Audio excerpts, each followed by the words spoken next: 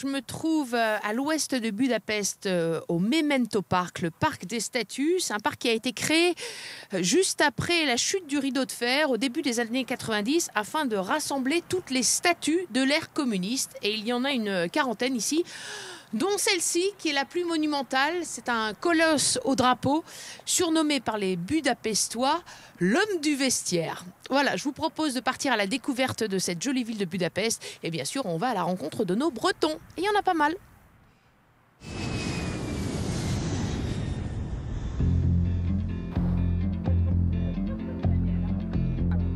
Budapest se situe à cheval sur le Danube, qui divise le pays en deux, ainsi que la ville, avec d'un côté Buda, capitale de la Hongrie avant sa fusion avec l'autre rive en 1873, et de l'autre Pest, la rive la plus animée.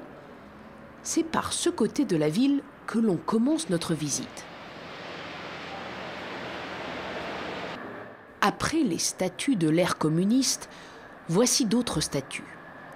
Nous sommes sur la place des héros, qui raconte un autre chapitre de l'histoire du pays, celle de la conquête du bassin des Carpates au IXe siècle par 7 tribus magyares venues d'Asie. Autour, on y trouve quelques incontournables, la galerie d'art moderne, le musée des beaux-arts, l'un des mieux dotés d'Europe, et en hiver, cette patinoire. Enfin, l'avenue Andrecci se termine ici, l'artère la plus élégante de la ville qui figure au patrimoine mondial de l'UNESCO. Outre ses façades majestueuses, dont certaines avec des sgraffites, et ses beaux édifices de style Art Nouveau ou Sécession, elle abrite l'Opéra et l'Académie de musique, 2 bâtiments décorés de statues de Franz Liszt, un Hongrois de naissance et de cœur, n'ayant jamais su parler la langue. Ce n'est pas un hasard si la France, qui sait choisir ses adresses, est optée pour ce quartier très chic afin d'y implanter son ambassade. Nous y avons rendez-vous avec notre premier Breton, l'adjudant Gwenaël Kerboas, un ex-gendarme mobile qui vient de poser ses valises ici. C'est très différent de ce qu'on pratique en gendarmerie mobile, puisque la gendarmerie mobile, c'est plutôt le maintien de l'ordre, le rétablissement de l'ordre, alors qu'ici, c'est vraiment la sécurisation d'un bâtiment et des personnes qui y travaillent, la sécurisation de l'information qui circule. Donc, garantir que tout est protégé et que le flux des informations parte d'ici sans être corrompu jusqu'à Paris et inversement. On a passé des examens de langue pour pouvoir être éligible à ce genre de poste et nous voilà débarqués en Hongrie. Ce n'était pas du tout prévu. C'était pas du tout prévu puisque j'avais passé des examens premier et deuxième degré d'anglais. On m'avait fait comprendre qu'il fallait peut-être augmenter la capacité de positionnement avec un degré d'espagnol que j'ai obtenu. Donc avec l'espagnol et l'anglais, me voilà en Hongrie à apprendre le hongrois. Et ce n'est pas facile, comme nous le confirmeront les autres Bretons. Du coup, la Bretagne manque encore plus. Alors, c'est ici que ça se trouve. On n'y retourne pas assez souvent, à mon goût en tout cas. Et puis on aimerait que les enfants fassent la même chose que les parents. La pêche, alors bon, voilà. Le cycle des marées, ça manque. Les embruns, Montphare, parce que j'appelle ça le Montphare, le phare de l'île Vierge. Donc il y a beaucoup de choses qui manquent. Ouais. C'est pour ça qu'on y retourne toujours. Ouais. On retourne aux sources comme les saumons. Ouais.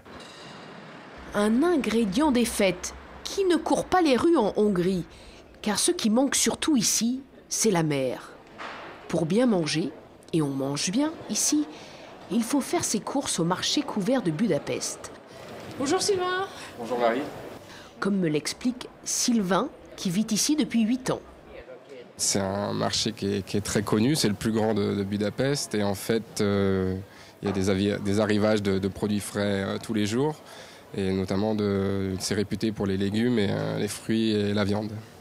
Vous avez les saucisses, le pic salami qui est très connu, toutes les saucissons aromatisés avec le paprika. Après, vous avez des plats aussi qui sont très typiques. Le goulash, qui est une soupe un peu comme un pot-au-feu. Vous le savez peut-être pas, mais en Hongrie, il y a beaucoup de vin.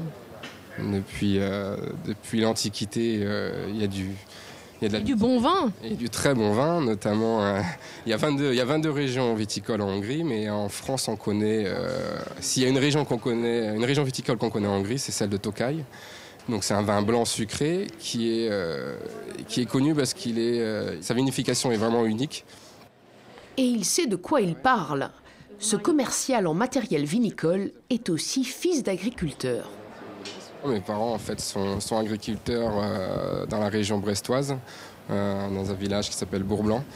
Et donc ils sont producteurs de porc là-bas. Donc oui, j'ai grandi dans ce milieu-là et j'ai grandi en mangeant des bons produits locaux. Assez naturellement, je me suis orienté vers des études agricoles. Et dans les études agricoles, j'ai eu la chance de faire des stages à l'étranger. Et donc, via ces stages, j'ai pu voyager en Europe de l'Est. Et donc, je suis venu ici la première fois en l'été 2005. Ça m'a vraiment beaucoup plu. Je suis tombé amoureux du pays. Et à l'époque, en plus, j'avais une amie hongroise. Donc, c'est sans trop d'hésitation que j'ai voulu tenter ma chance en Hongrie. Et donc, après mes études, en 2006, je suis venu directement travailler à Budapest. Après la charcuterie et le vin, on va parler lait et produits laitiers avec notre prochain breton. Voilà, pour aller à notre prochain rendez-vous, je vais prendre un boubi, c'est l'équivalent du Vélib parisien. Ça vient d'être inauguré, ça existe depuis 2014 à Budapest. Alors on va voir si ça marche. Oui.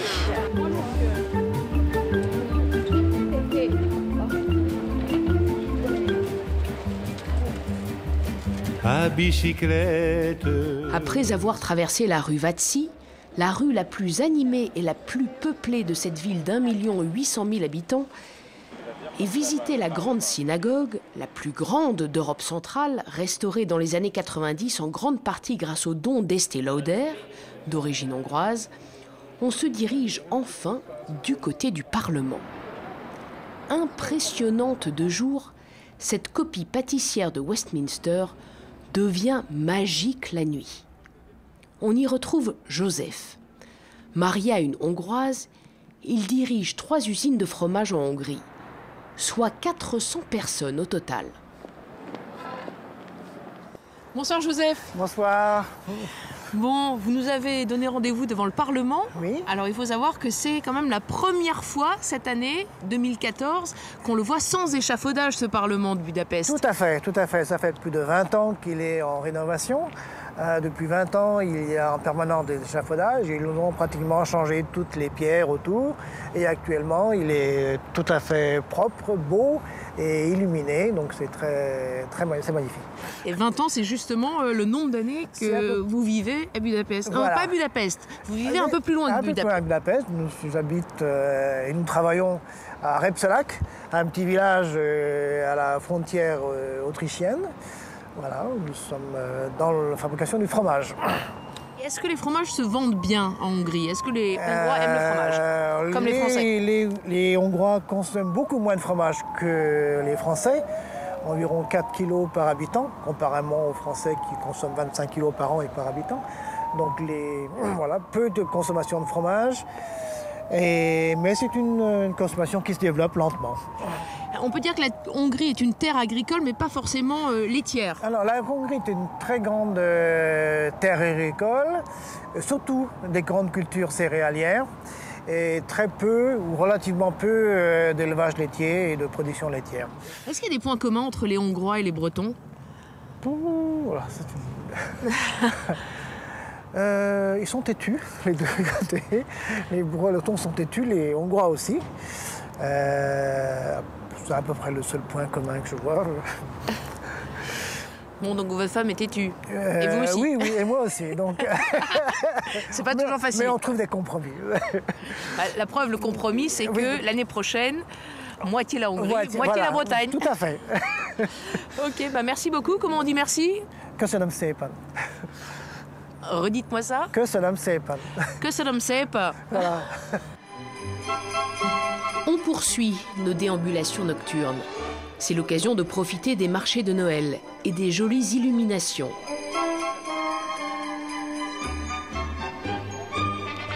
Et de goûter au traditionnel vin chaud, aux saucisses et à d'autres spécialités encore plus locales comme la palinka, une eau-de-vie à double distillation considérée comme boisson nationale. Ou encore, pourquoi pas tester cette énorme brioche enroulée. What's the name? Kurtus collage. Kurtus collage. Kurtus collage. Kurtus collage. Bon, on va goûter ça. Ouais, il faut les manger chaud. C'est un peu caoutchouteux, non? C'est près de la célèbre maison Gerbaud que j'ai maintenant rendez-vous avec un autre directeur, le patron d'EDF Hongrie et son épouse Malouine. Ils vivent ici depuis 3 ans. Est-ce que c'est EDF qui s'occupe des éclairages, des illuminations de Noël à Budapest? Ah non, EDF ne s'occupe pas de Budapest. EDF ne s'occupe de la distribution du courant que dans le sud de la Hongrie. Ici, c'est une entreprise allemande qui s'occupe de la distribution d'électricité. Que dire des Hongrois? C'est un peuple qui a eu la malchance quand même d'être occupé une bonne partie de son histoire. Ils n'ont pas choisi les meilleurs côtés lors des dernières guerres mondiales, ce qui a eu quand même des conséquences. Donc c'est un peuple qui ressent une certaine méfiance par rapport instinctive au départ. C'est quand même un pays qui est sous la dépendance économique de l'Allemagne. Donc il respecte les Allemands, mais il les considère un peu comme se trouvant chez eux, quoi. Donc par contrepoint, les Français sont plutôt bien accueillis. Ce sont des gens très accueillants, très bien éduqués, avec qui on peut discuter. Enfin, c'est très sympathique. Et pour discuter dans une ambiance sympathique, direction le quartier juif. Et c'est Romkert, littéralement des jardins de ruines. Ces immeubles délabrés sont devenus des lieux branchés, à voir de nuit de préférence.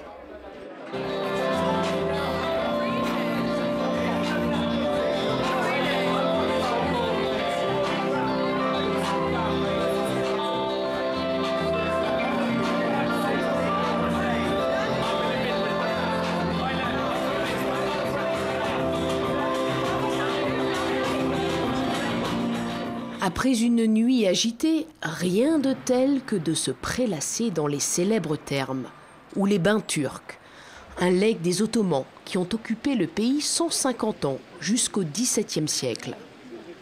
Pourtant, ces bains-là datent du début du XXe.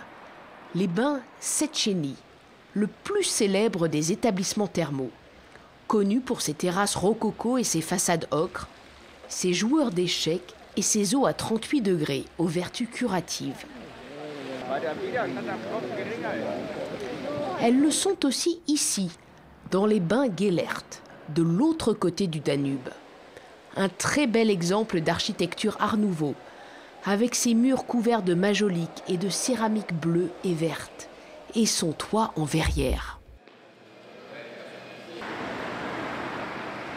La nuit tombe vite en hiver ici.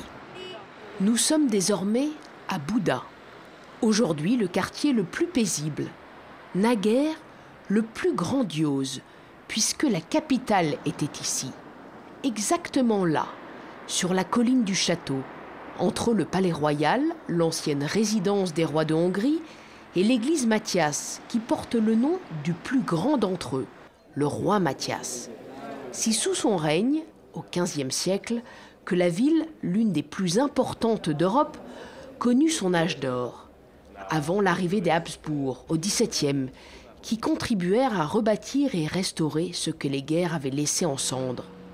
Et cela a continué depuis, à l'image du bastion des pêcheurs, un ajout néo-kitsch qui date de la fin du XIXe siècle. D'ici, le panorama est sublime, mais le quartier alentour n'est pas en reste, avec son style Renaissance restauré. Le bas du quartier abrite de petites boutiques colorées, où l'on peut faire des emplettes pour Noël, et même pour Pâques, comme nous l'explique notre guide, Yuri. Il y a une tradition, lundi de Pâques, on se lève et puis on va chercher toutes les femmes qu'on connaît, enfin, les messieurs. Et puis à la campagne, naturellement, les gens sont plus Ils sont plus brutales, on va dire. Donc, ils réveillent les femmes avec un seau d'eau, avec des fouets, avec des chants folkloriques, etc. Ici en ville, on n'a pas de fouet. On a du seau d'eau, mais on est gentil. Donc, on achète un parfum de temps en temps qui n'a pas une grande valeur. Et puis, on va chercher les femmes, on cite des poèmes, on demande est-ce qu'on peut arroser. Les dames, elles doivent répondre oui, bien sûr, on les arrose et remercie. Et elles nous donnent des cadeaux. Des cadeaux sont des œufs peints. Les fameux œufs qu'on voit là. Les fameux œufs, exactement, peints par les femmes. Et puis pour les enfants, on donne du chocolat emballé comme si c'était un œuf peint. On quitte Yuri pour rejoindre Gaëlle, qui habite juste à côté. Cette institutrice costarmoricaine vit ici depuis 14 ans. Bonjour Gaëlle. Bonjour. Mariée à un Budapestois en 2006, elle a une petite fille de 2 ans, bilingue, comme elle pratiquement.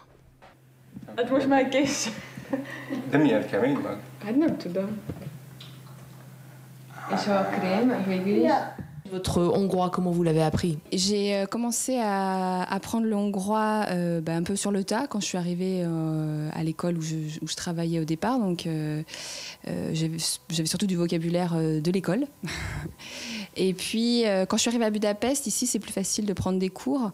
Donc j'ai un peu essayé de structurer mes connaissances. Et puis évidemment après, quand j'ai rencontré mon mari et qu'on s'est installés ensemble, en très peu de temps, quand on parle hongrois au quotidien, s'améliore vite. Donc là, c'est là que j'ai vraiment appris le hongrois avec lui. C'est vrai que c'est une langue très très difficile. Oui, parce que ça n'a aucun lien avec les langues qu'on connaît. C'est une langue qui est un peu toute seule dans sa catégorie. Ça n'a aucun lien avec la langue, les langues qu'on connaît, l'anglais ou les choses comme ça. C'est même pas une langue slave. Donc ça a une structure grammaticale totalement différente de la nôtre, qui fait que c'est une toute autre manière de penser la phrase, et ce qui fait que voilà, c'est un petit peu difficile à apprendre, parce que c'est vraiment une logique tout à fait différente du français ou de l'anglais, par exemple. Quels sont les points communs entre les Bretons et les Hongrois? Il y a peut-être des points communs. Pour moi, les mots sont difficiles à trouver pour pas vexer l'un ou l'autre, mais ce sont des gens assez fermés pour moi, les Hongrois comme les Bretons. Pas facile d'accès au premier abord, ce sont pas des gens très ouverts ou très loquaces ou pas très souriants parfois, un peu bourrus. Et puis en fait, une fois qu'on les connaît, après, ce sont vraiment des gens fidèles en amitié, sympas et voilà, qui aiment faire la fête. Bref, il faut briser la glace. Une opinion partagée par Céline. Elle aussi est institutrice au lycée français de Budapest, comme Gaëlle. Nous rejoignons cette Morlaisienne dans sa classe de CE1. Oui, mais tu vas ramasser quand les enfants auront terminé, Simone. Donc en attendant, tu ranges tes affaires. Céline a vécu 3 ans au Caire et maintenant 3 ans à Budapest. Alors les Hongrois et les Bretons se ressemblent effectivement un peu dans ce caractère un peu renfermé au premier abord, parce que maintenant je connais beaucoup de Hongrois et au début c'est un petit peu difficile de se lier avec des gens parce qu'il y a la barrière de la langue. C'est un pays qui est quand même très attaché à sa culture. Voilà, ils ne sont pas forcément très ouverts. Mais c'est pas forcément négatif en fait, c'est une façon de vivre. C'est leur façon de vivre. Par contre, super ambiance à Noël ici. C'est très traditionnel. Alors d'abord, il y a Saint-Nicolas qui vient le 6 décembre. Donc il passe et qui offre des bonbons, des confiseries aux enfants. Donc ici, Saint-Nicolas est plus important que le Père Noël. Et après, il y a toutes les décorations dans les rues. Ils sont très attachés aux petits objets qui vont décorer le sapin, aux petits gâteaux. Ici, je trouve qu'en Hongrie, il y a une chose qui est, pas par rapport aux gens, mais par rapport au paysage. Moi, je retrouve beaucoup de choses liées à la Bretagne, c'est le ciel. Il y a des dégradés de couleurs qui sont magnifiques. Ou parfois, quand il y a un brouillard qui se pose sur le Danube, toute la ville est un petit peu endormie, il y a une espèce de brouillard qui ressemble à la brume de mer. On quitte Céline pour rejoindre un autre enseignant, quelques classes plus loin, Éric, un Rennais. Lui est professeur d'histoire. Après son cours, il nous convie chez lui. Tout au sud d'un quartier d'artistes réputé pour ses galeries d'art et ses musées, Saint-André, un ancien petit village posé dans la brume du Danube, occupé pendant 400 ans par des Serbes. Mais plus que la brume hongroise, ce peintre et coloriste amateur à ses heures opte pour les paysages bretons dans ses pastels. Je fais du pastel sec surtout, donc plutôt que peintre, je dirais plutôt que je suis coloriste et je suis amateur coloriste, j'aime la couleur. J'ai décidé de faire que des paysages bretons. Des paysages bretons, je ne sais pas pourquoi.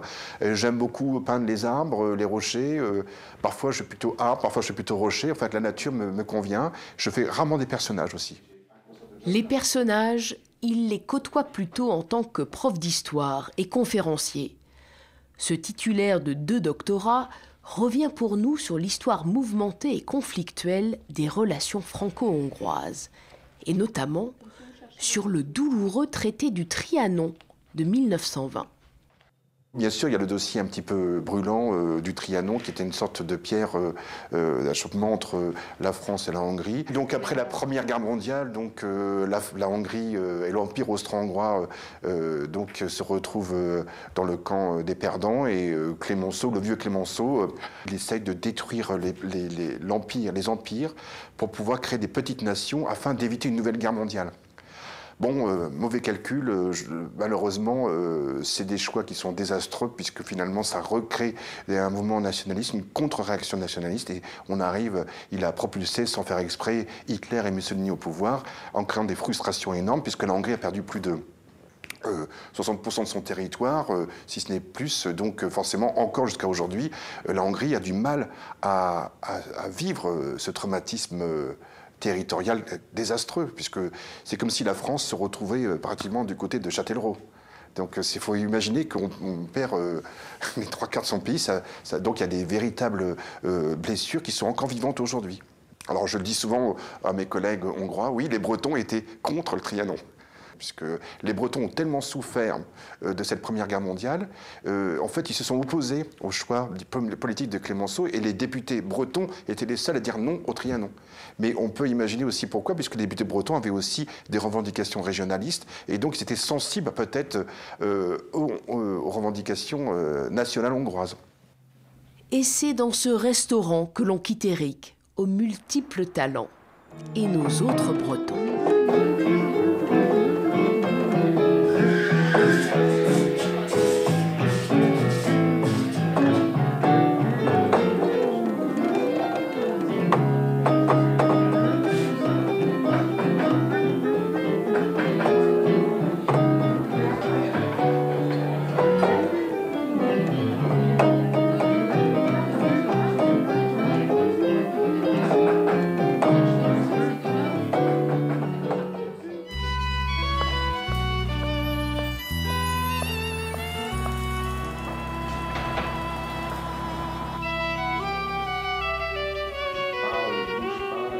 On se quitte au château de Gödöllő, à 30 km de Budapest. C'était la résidence préférée de Sissi, l'impératrice Élisabeth.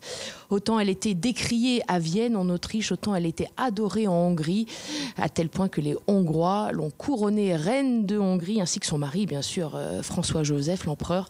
C'était en 1867. Voilà, on se quitte ici. Je vous souhaite d'excellentes fêtes de fin d'année, ainsi qu'une bonne année 2015 à venir.